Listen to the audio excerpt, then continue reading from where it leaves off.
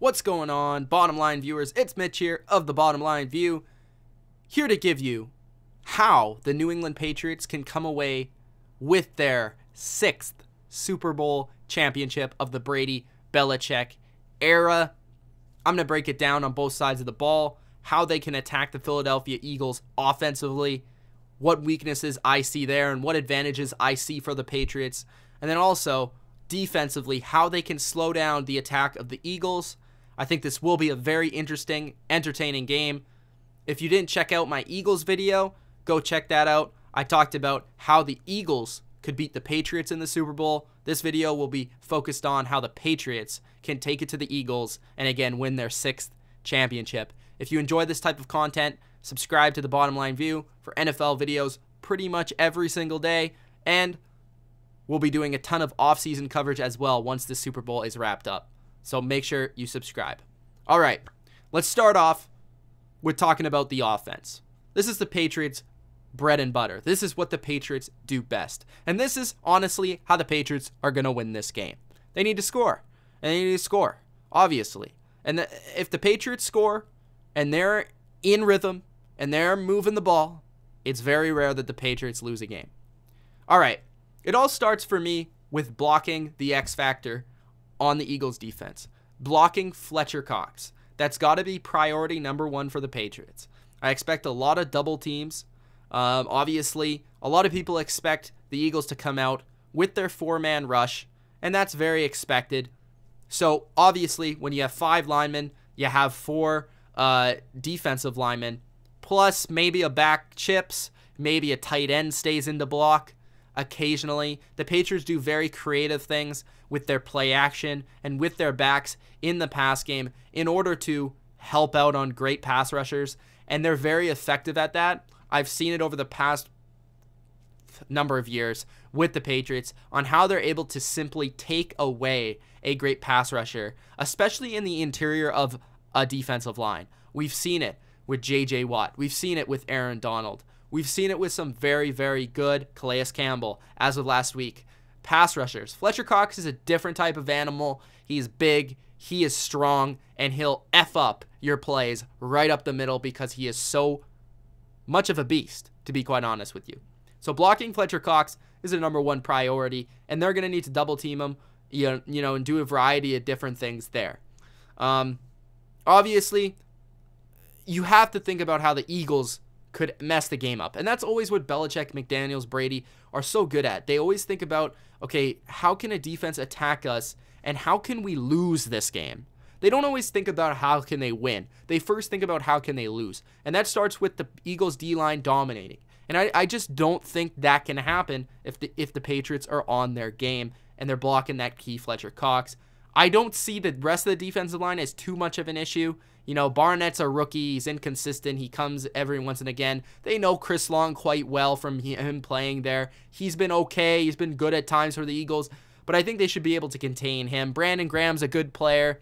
But again, I don't worry too much about the edge guys when it's the Patriots because Tom Brady's able to step up. He's able to make plays down the field. And it's all good. That's what it's designed to do. It's the guys like Fletcher Cox. And I think another guy that's going to be an issue is how do they block Cox and also Timmy Jernigan. Those 2 guys are tough to stop together, and that is the Patriots' number 1 priority. Now, once we get past the line play, we move on to the passing offense, which more than anything is how the Patriots are going to attack this defense. I think that the Patriots' number 1 thing is going to be exposing the weak link linebackers in coverage, specifically their middle linebacker of the Philadelphia Eagles. Now, it could be a number of players. They've rotated guys ever since Hicks got hurt. They've rotated 1 or 2 or 3 guys in there. And it could be Ellerby at times. It could be Good at times. It could be different guys. Usually it's Good in passing situations. Usually it's Ellerby in running downs. And I think the Patriots can take advantage of either of those guys with their running backs in the passing game. This isn't the Jaguars defense with Miles Jack running all over the place, with Dion Lewis beating one guy and then saying, holy crap, where did that guy come from? This isn't that fast of a defense. This isn't that good of a tackling defense overall. It's just the honest truth. That's just my opinion. You can disagree if you want, but that's what I see. The Jaguars defense was so good at tackling those running backs once they got the football. I don't think the Eagles will quite be the same. I think we'll see James White and Dion Lewis, Rex Burkhead, that we know in the passing game, making a guy miss, breaking a tackle, making 3-yard plays, 8-yard plays. And that's what the Patriots are really good at, and that's what they'll need to execute in this game, especially against their linebackers. I think a huge thing early in this game specifically is getting the ball out quick of Brady's hands. It obviously depends on how the Eagles play defense, but you need to get the ball out quick early in the game to calm down, get into the game. It's the Super Bowl. This is a D-line that can potentially beat your ass, so you need to get the ball out quick, similarly to how we saw that in the Chargers game earlier this season, how we seen it in the Jags game early in that game. Get the ball out quick, allow your backs to move in space, allow Gronk to get into this game. Use the extension of the run game. Get screens early. Get draws early. Slow down this pass rush. Keep the D-line off balance and keep them thinking. Then I think we're going to see a lot of spread them and shred them. And what do I mean by spread them and shred them from the Patriots? I mean, we're going to see lots of receivers on the field, and we're going to see hurry-up offense at times, and we're going to try, and the Patriots are going to try to keep those same D linemen. Because remember, this isn't like the Jaguars where they play 5 to 6 D linemen, and rotate. This is a team with the Eagles that likes to play 9 guys. And it depends. They might put them in every drive. They might put them in every play. It depends. But by keeping what guys you want on the field, if you're the Patriots, that could play an advantage. If Brady sees a couple of mismatches, he might just start going hurry up and picking on those mismatches after mismatch after mismatch all the way down the field. And I think that's what we could see in the spread 'em and shred 'em offense with the Patriots in this game. I think not only are we going to have to, get settled in this game, but get Gronk going in this game. Get him going early on. I wouldn't even mind if the first play was just a play action seam route to Rob Gronkowski. Get him in this game. Make sure that he's good to go. Make sure that he's in the game, because when he's going, you're simply unstoppable.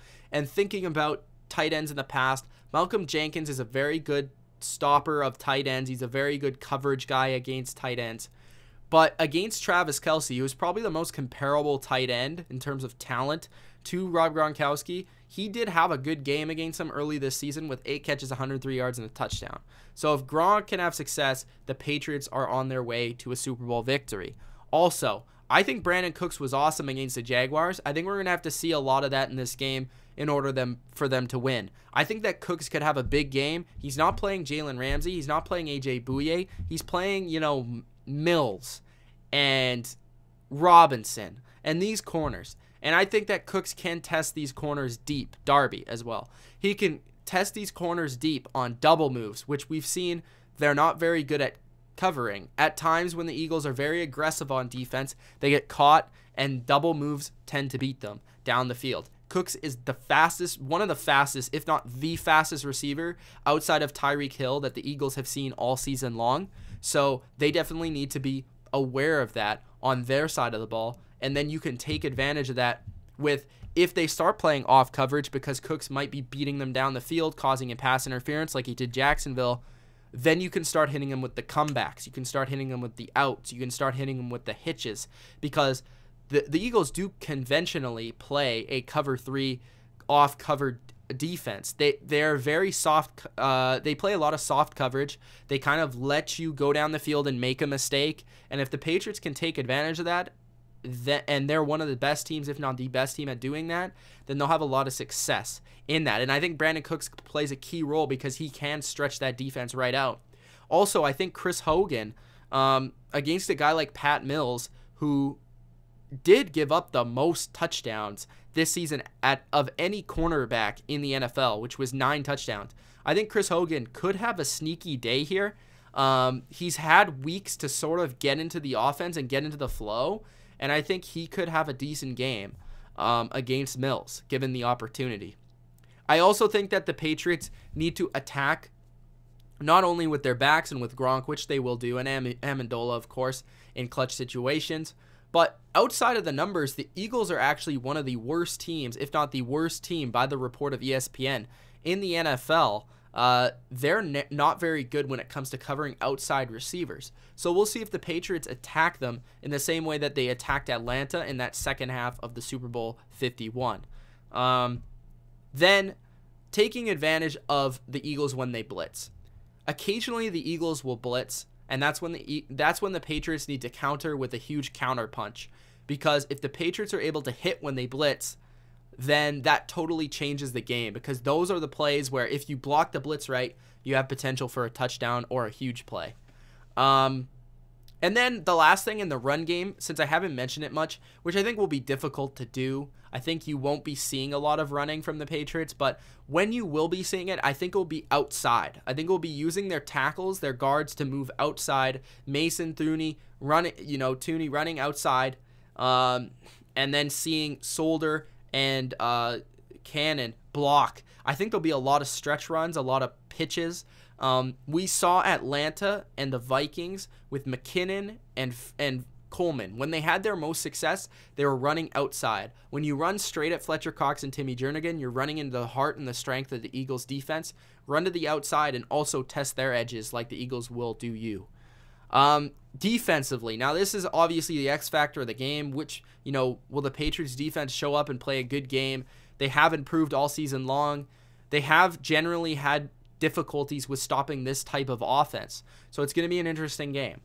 I think that the number one key is slowing down the run game and forcing Nick Foles to beat you. I know he was amazing last week, but the run game is what starts it off. And I think that we're going to see a lot of Malcolm Brown and the big boys for the Patriots planted right directly on top of Kelsey. Because by planting Malcolm Brown directly on Kelsey, this negates one of the Eagles' biggest strengths in the run game, which is allowing Kelsey to pull. So pull and block to the right, to the left. This negates it because by Brown being on top of the center, he basically takes that away and he's able to shoot the gap or do whatever. I also think that by doing that, the Eagles will know that they may want to do that. So by doing that, they'll counter run, and you'll then know where the Eagles will want to attack you by placing your guy right on the center. So it's going to be a little bit of a cat and mouse game in terms of the run game, and that's going to be a very interesting matchup to watch. I also think on third downs, Kelsey is a great center. He's very good in run blocking, but against the pass blocking, if you look up his Pro Football Focus score, and we've seen it in the past, even Phil Simms said this, we could see Trey Flowers on third downs blitzing, or rushing, I should say, against Kelsey. He did this a lot against Alex Mack in the Super Bowl last year, and Trey Flowers has been an absolute monster, way under the radar this playoffs. I think we could see Trey Flowers have a big game here, lined up right in the middle of that defense, rushing the passer. Second thing, RPOs. The Eagles ran the most RPOs in the NFL this year. RPOs are run-pass options. The biggest thing with run-pass options is obviously you have to contain the run, but you also have to take away the first read. And oftentimes, Foles has been really successful and very comfortable in these games because by running these RPOs, he doesn't have many options to go to, and he knows where to go with the ball, and he's very comfortable doing that. So by taking away the first read in the RPO and by, shutting these down and by flooding the lanes of where they believe they can do it, and with 2 weeks to prepare for the Patriots, they should have a pretty good strategy on taking away the RPOs. And by Belichick being a friend of Nick Saban, who knows better than anyone on how to stop these, then it's going to be another very good cat and mouse game. I'm looking forward a lot to seeing this side of the ball, to be honest. Set the edge. Not only will Malcolm Brown and the guys in the middle be important, but James Harrison, Kyle Van Noy will play big roles because the Eagles will want to attack the Patriots side to side by using, they're not a very fast defense, the Patriots. So the Eagles will want to use their athleticism of their offensive line against the Patriots. So by setting the edge strong and hard, like James Harrison has at times, and Kyle Van Noy has at times, the Patriots can have success. on slowing down first, second down runs and forcing uncomfortable third down situations on Nick Foles. And that leads to this: blitz. Please blitz in this game. The Patriots don't blitz a lot. When they do, it's been effective, and they mix it in well. But in this game, I really feel like you can't afford a quarterback like Nick Foles to get confidence.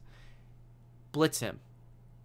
I trust the secondary to at least play competent enough to not get burned on very many plays. Blitz Nick Foles, send heat at Foles, make him move, make him make quick decisions. I'm not a blitz type of guy. I actually like the way the Patriots play defense most of the time. But in this game, you simply need to blitz. If you can rattle Foles by blitzing and hitting him early on, this game completely changes, and you could easily run away with this game if your defense starts to dominate on third down and passing situations by being aggressive. We haven't seen a lot of it from the Patriots. I hope to see a little more in this game. The cornerbacks, to me, because I think they should blitz a little more, need to win on the outside. The Patriots, there's no team that puts more pressure on their corners than the Patriots. They leave them out on islands every play, all the time. And I think they just need to, win those matchups. Gilmore against Jeffrey is a huge matchup. Butler against Aguilar or Smith, and Rowe against Aguilar or Smith, huge matchups. I'm not sure who's covering who in that situation. It could be Butler on Aguilar. It could be Butler on Smith. I'm guessing, I'm almost 100% sure that it's Jeffrey and it's Gilmore. So those are very big situations. Don't allow long lingering drives if you're a Patriots defense. That's why I also think they need to play a little bit more aggressive in this game.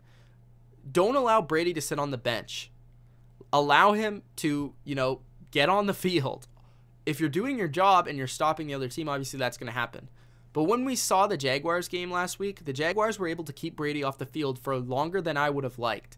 And that's why the game, they ended up getting behind, and it was an uncomfortable situation.